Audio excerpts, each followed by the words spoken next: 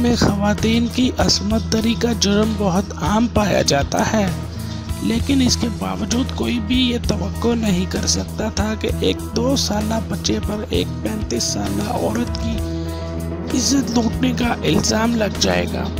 Hindustan times की report के मुताबिक ये हैरतनाक वाक़या रियासत बहार में पेश आया, जहां पुलिस 2 साला बच्चे को एक खातून की इस्मत दरी के जुर्म में गिरफ्तार करने के लिए छापे पर छापा मार रही है। मुबैना तौर पर अस्मत दरी का निशाना बनने वाली खातून ने बच्चे के खिलाफ FIR भी कटवा दी है।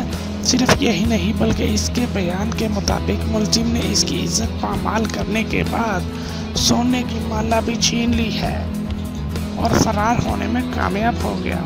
बच्चे के वालिद का कहना है कि पर्चा कटवाने वाली खातून के खावंद ने मेरे वालिद पर हमला किया था और इससे पहले कि हम पर्चा कटवाते उल्टा खातून ने मेरे नन्हे बेटे के खिलाफ पर्चा कटवा दिया।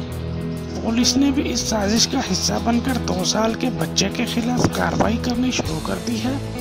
बच्चे के वालिद ने इन मकामी ASP और DIG से फरियाद की है कि इसे इंसाफ दिया जाए।